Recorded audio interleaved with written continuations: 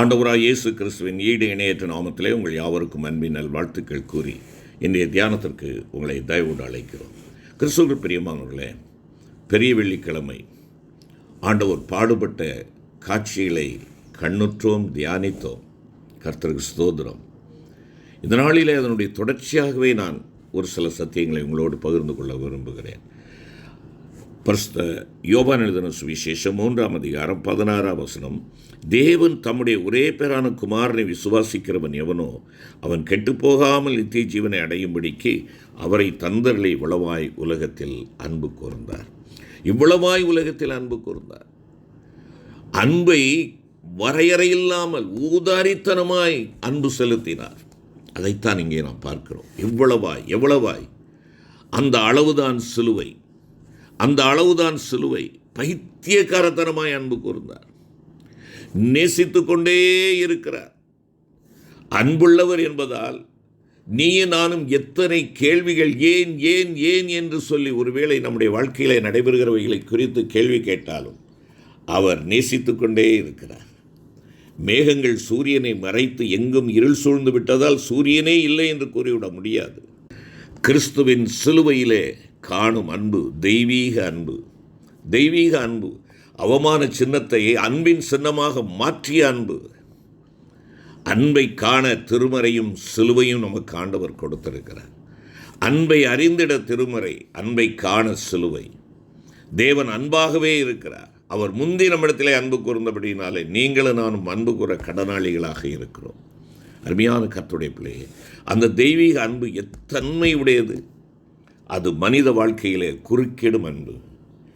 மனித வாழ்க்கையிலே குறுக்கிடும் அன்பு.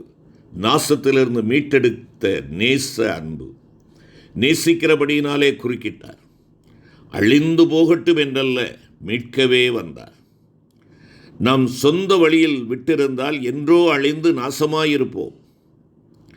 ஓசியா வழிவிப்போன மனைவி திருமணத்திற்கு பின்னும் திருந்தவில்லை. ஆனால் அன்பை அவன் காட்டினான். ஆண்டவருடைய வார்த்தை சொல்லுகிறது, முள்ளுகளால் வழியை அடைப்பேன் என்பதாக ஓசியா 2:6 சொல்லுகிறது. 2:14 மற்றும் 15 வசனங்களை பார்ப்போம் என்றால், தடுத்து நிறுத்துவேன், பேசுவேன், சொந்த வழியில் செல்லாதபடி முள்களால் அடைப்பேன் என்பதாக குறிப்பிடுகிறார். ஆம், பிரியமான கர்த்தருடைய பிள்ளையே, குறுக்கிடும் அன்பு. 2வது சத்தியம், கிரயம் கொடுக்கும் அன்பு. என் ஆண்டவர் கிரயம் கொடுத்தார். அவர் செலுத்திய கிரயத்தை எண்ணி பாருங்கள். ராத்திரி முழுவதும் தூக்கமில்லை, குடிக்க தண்ணீர் இல்லை. போர்ச்சேவகர்கள் கூட்டம் அவரை இம்சைப்படுத்துகிறது. அவருடைய வஸ்திரம் கழற்றப்படுகிறது, சிவப்பு அங்கி போர்த்தப்படுகிறது, முள்முடி சூட்டப்படுகிறது, வலது கையிலே கோல் கொடுத்து பரியாசம் சிலுவை. அருமையான கர்த்தருடைய பிள்ளையே, குடிப்பதற்கு கூட பாவிகள் தண்ணீர் கொடுக்கவில்லை. பரியாசம் இருந்தது, அவமானம் இருந்தது. உள்ளம் உடைந்த நிகழ்வுகள், அவமானப்படுத்திய காரியங்கள், துரோகம் செய்த சீடர்கள் ஓடினார்கள். ஆண்டவரோடு இருக்கும்படியாக அழைக்கப்பட்டவர்கள் ஆண்டவரை தன்னந்தனியாக விட்டுவிட்டு ஓடினார்கள். காட்டி கொடுத்தான் யூதாஸ். ஒருவன் தன்னுடைய வஸ்திரத்தை கூட விட்டுவிட்டு அவன் ஓடினான். உடல் வேதனை, மனவேதனை, ஆத்துமத்தில் வேதனை. ஏன் கைவிட்டீரையா என்று கதறுகிற கதறலின் சத்தம் அங்கே வருகிறது. ஆம், இதைத்தான் பவுலடிகளார் ரோமருக்கு எழுதுகின்ற பொழுது 8ஆம் அதிகாரம் 32வது வசனத்திலே அவர் சொல்லுகிறார், தம்முடைய சொந்த குமாரன் என்றும் பாராமல் நம் எல்லாருக்காகவும் அவரை ஒப்பு கொடுத்தார்.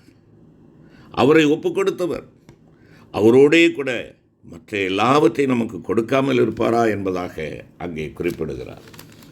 அது மாத்திரமல்ல, ரோமர் 5ஆம் அதிகாரம் 6வது வசனத்தில் அவர் சொல்லுகின்றதான வேளையிலே, ரோமர் 5:6, நாம் பலனற்றவர்களாக இருக்கும்போதே குறித்த காலத்தில் கிறிஸ்து அக்கிரமக்காரருக்காக மரித்தார். நாம் பலனற்றவர்களாக இருந்தோம், தைரியமற்றவர்களாக இருந்தோம், அக்கிரமக்காரர்களாக இருந்தோம். அப்படிப்பட்ட உனக்காக எனக்காக ஆண்டவர் மரித்தார். ஆம், கிரயம் கொடுக்கின்ற ஒரு அன்பு ஆண்டவருடைய அன்பு. அவர் செலுத்திய கிரயம் ஏராளம் ஏராளம், அளவிடப்பட முடியாது, பதில் செலுத்த முடியாத ஒரு அன்பு. அவருடைய கிருபை இன்றும் உங்களையும் என்னையும் தேடிக்கொண்டிருக்கிறது. ஆண்டவராய் இயேசு கிறிஸ்து சிலுவையில் நமக்காக செய்துள்ள ரட்சிப்பின் கிரியைகள் என்ன? சிலுவையிலே தேவ அன்பு வெளிப்படுத்தப்பட்டது. இவ்வளவாய் உலகத்தில் அன்பு கூர்ந்தார், பைத்தியக்காரத்தனமாய் அன்பு கூர்ந்தார், சொல்ல முடியாத அளவுக்கு அன்பு கூர்ந்தார். நல்லவனுக்காக அல்ல, நீசனாகிய எனக்காக, நீச பாவியாகிய எனக்காக அவர் அன்பு வெளிப்படுத்தப்பட்டது. அது மாத்திரமல்ல, சிலுவை கற்றுக் கொடுக்கிற அடுத்த ஒரு காரியம், பாவத்தின் பயங்கரம் வெளிப்படுத்தப்பட்டிருக்கிறது. சிலுவையிலே பாவத்தின் அகோரத்தை நாம் பார்க்கிறோம். மனுக்குலத்தின் பாவம் தேவகுமாரனுடைய இதயத்தை உடைய பண்ணிற்று. ஆகையினாலே அவர் வலிந்து வந்து, யாரோ கொன்று விடவில்லை, அவர் வலிந்து வந்தார். உன்னையும் என்னையும் விட்டுவிடக்கூடாது என்பதற்காக. என்னுடைய பாவத்தின் பயங்கரம் உனக்கும் எனக்கும் எவ்வளவு ஆக்கினையை கொடுக்கும் என்பதை நீ நானும் உணர வேண்டும். நீ ஏற்றுக்கொள்ள தகுதியற்றவன், ஆகையினாலே உனக்காக நான் ஏற்றுக்கொள்ளுகிறேன் என்று சொல்லி அவர் பாவத்தின் பயங்கரத்தை தன்னுடைய தோளிலே அவர் சுமந்தார். உன்னுடைய பாவம் என்னுடைய பாவம் அவரை சிலுவைக்கு நேராக கொண்டு சென்றது. கதறினார். மனுக்குலத்தின் பாவம் ஆண்டவருடைய இருதயத்தை உடைக்க பண்ணிற்று. அது மாத்திரமல்ல, 1 யோவான் 2:2 குறிப்பிடுவது போல பாவிக்கு ரட்சிப்பு அருளப்பட்டது. யோவான் அப்போஸ்தலன் தன்னுடைய நிருபத்திலே சொல்லுகிறதை பாருங்கள். 1 யோவான் 2:2, நம்முடைய பாவங்களை நிவர்த்தி செய்கிற கிருபாதார பலி அவரே. நம்முடைய பாவங்களை மாத்திரமல்ல, சர்வலோகத்தின் பாவங்களையும் அண்ட சராசரத்தின் பாவங்களையும் நிவர்த்தி செய்கிற பலியாயிருக்கிறார். பிரியமான கர்த்தருடைய பிள்ளையே, பாவிக்கு ரட்சிப்பை சிலுவை கொடுத்தது. யாருமே கொடுக்க முடியாத ஒன்றை என் தேவன் சிலுவையிலே தம்முடைய இரத்தத்தை செலுத்தி உனக்கும் எனக்கும் அந்த ரட்சிப்பை கொடுத்தார். அது மாத்திரமல்ல, கிறிஸ்துவின் சிலுவை விசுவாசிக்கு தேவ பலனாக, தேவ ஞானமாக இருக்கிறது என்பதாக நாம் பார்க்கின்றோம். பவுல் அப்போஸ்தலன் ரோமருக்கு எழுதுகின்ற பொழுது 1 அதிகாரம் 16வது வசனத்திலே, கிறிஸ்துவின் சுவிசேஷத்தை குறித்து நான் வெட்கப்படேன். முன்பு யூதரிலும் பின்பு கிரேக்கரிலும் விசுவாசிக்கிறவன் எவனோ அவனுக்கு ரட்சிப்புண்டாவதற்கு அது தேவ பலனாக இருக்கிறது என்பதாக குறிப்பிடுகிறார். 1 கொரிந்தியர் 1:24 குறிப்பிடுகின்ற பொழுது, ஆகிலும் யூதரானாலும் கிரேக்கரானாலும் எவர்கள் அழைக்கப்பட்டிருக்கிறார்களோ அவர்களுக்கு கிறிஸ்து தேவ பலனும் தேவ ஞானமுமாயிருக்கிறார் என்பதாக குறிப்பிடுகிறார்.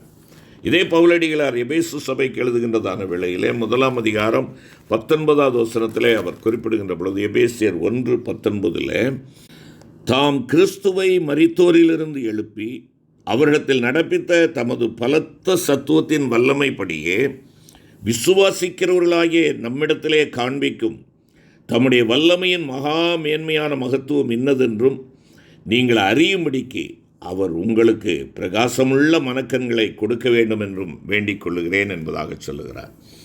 கிறிஸ்துவின் சிலுவை விசுவாசிக்கு தேவ பலனாக, தேவ ஞானமாய் இருக்கிறது என்பதை நீயும் நானும் உணர்ந்து கொள்வதற்கு, நாம் அதை கண்டு ஆண்டவரை மகிமைப்படுத்துவதற்கு பிரகாசமுள்ள மனக்கண்களை ஆண்டவர் கொடுக்கும்படியாக ஜெபிக்கிறேன் என்பதாக குறிப்பிடுகிறார். பிரியமான கர்த்தருடைய பிள்ளையே, கிறிஸ்துவின் சிலுவை உனக்கு தேவ பலனாக, தேவ ஞானமாக இருக்கிறது என்பதை அனுபவத்தில் நீ கொண்டிருக்கிறவனாய் இருக்கிறாயா? சிலுவை மரணத்தின் மூலமாக கிறிஸ்து எல்லாவற்றின் மேலும் ஜெயங்கொண்டிருக்கிறார். பாவத்தின் மேல் வெற்றி கிட்டியிருக்கிறது. மரணம் பரிகரிக்கப்பட்டிருக்கிறது. பிசாசின் கிரியை அழிக்கப்பட்டிருக்கிறது. சிலுவையே என்ன உன் மேன்மை, உன்னுடைய மகத்துவம் என்ன என்பதை ஒவ்வொருவரும் உணர்ந்து ஆண்டவருக்கு நன்றி செலுத்த வேண்டும். நித்திய ஜீவன் கொடுக்கப்பட்டிருக்கிறது. 1 யோவான் 5:11 அதைத்தான் சொல்கிறது. பாவி சிலுவையின் அடியில் பாவ மன்னிப்பை பெறுகிறான், பரிசுத்தம் அடைகிறான், தேவ பிள்ளையாகிறான், பரலோக ராஜ்யத்தின் சுதந்திரவாளியாக மாறுகிறான். ஆம், இந்த சிலுவை, கிறிஸ்துவின் சிலுவை உன் வாழ்க்கையிலே ஜீவனாக இருக்கிறதா? கிறிஸ்துவின் சிலுவையே ஜெயம். கிறிஸ்துவின் சிலுவை நித்தியத்தில் நியமிக்கப்பட்ட சிலுவை, உலகின் மத்தியில் ஒருமுறை வெளிப்படுத்தப்பட்ட சிலுவை, நித்திய காலமாய் நினைவு கூறப்படும் சிலுவை, நம்மை பாவத்தினின்றும் மரணத்தினின்றும் ரட்சிக்கின்ற சிலுவை. இந்த சிலுவை உனக்கு சொந்தமாய் இருக்கிறதா? சிலுவைநாதர் இயேசுவின் பின்னே போக ஆயத்தமாக இருக்கிறோமா? அவரை நேசிக்கிறவர்களாக காணப்படுகிறோமா? கல்வாரி காட்சியை கண்ட பின்னும் நேசியாமல் இருக்கிறாயா? ஜெபிப்போம். கிருபை நிறைந்த ஆண்டவரே, உம்முடைய கல்வாரி சிலுவைக்கு நேராக எங்களை அழைத்து சென்றதற்காக உமக்கு ஸ்தோத்திரம் அப்பா.